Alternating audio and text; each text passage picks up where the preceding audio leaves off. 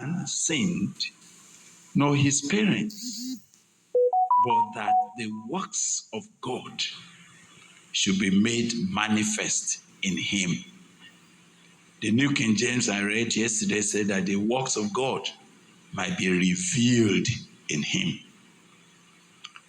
But now, in verse 4, I must work the works of him that sent me while it is day.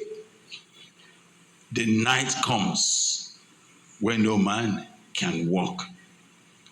As long as I am in the world, I am the light of the world. When he had thus spoken, he spat on the ground and made clay of the spittle, and he anointed the eyes of the blind man with the clay. And he said to him, go, wash in the pool of Siloam, which is by interpretation sent. He went his way, therefore, and washed, and he came and see. Let's stop at that point. Jesus at work in his day. Now, let's quickly take a quick analysis of the Bible verse itself so that we can set the context of our study very clearly. Whereas the disciples, when they saw a blind man, they are more interested in analyzing the problem of the blind man. They were interested in setting up theological positions about the problem of the blind man. They want to go ahead now and do what we call a very critical biblical exegesis about the question of sin and the repercussion of sin. They would like to have set up a very, very intensive study about who sinned.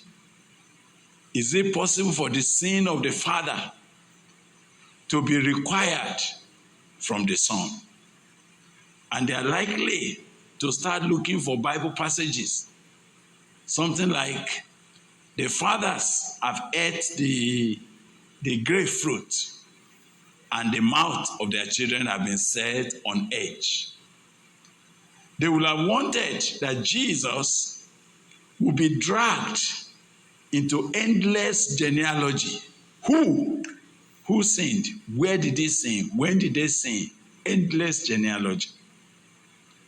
And it would have been a wonderful sermon that Jesus would have said the etymology of sin and its repercussion.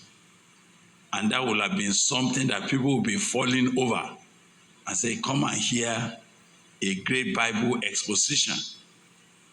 But one thing I found is that there are many people, and I pray that you will not fall among them. They are busy. They are busy. Busy, I say. They are very, very busy. But what are they busy doing? It has no relevance to the works of God. They may even be standing, holding the Bible and preaching. But when heaven looks down, they are not doing what God actually wanted to be done.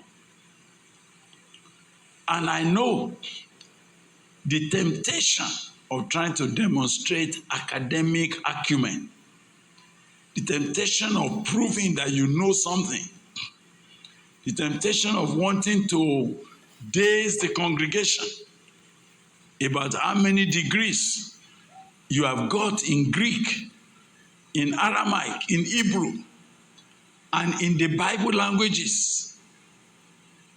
And the great impression that you create by talking about how many nations, how many countries you have traveled to in your lifetime, how you have visited all the continents of the earth, and how you have preached to this, to preach to that, you have done this, you have done that. All of that could be an excitement in the life of any man.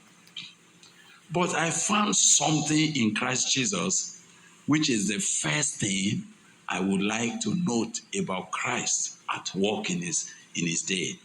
What was that first thing? Jesus was a man of one focus. Jesus was a man of what? One focus.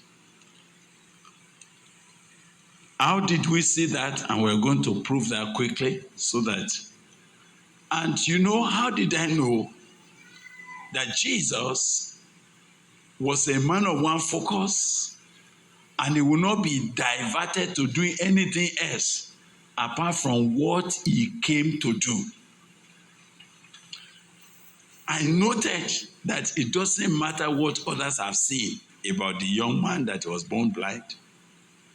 What matters to Jesus is saying that this man was placed on my path so that the works of God might be what?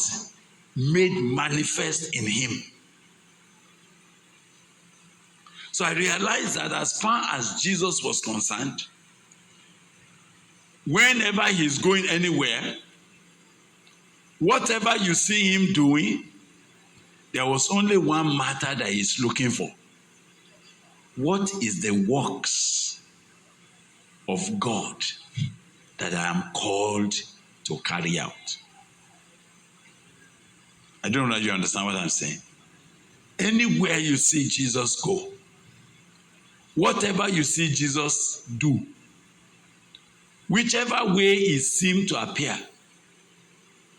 whether he is healing the sick or branching to somebody's house, there's only one focus in his mind. What is his focus?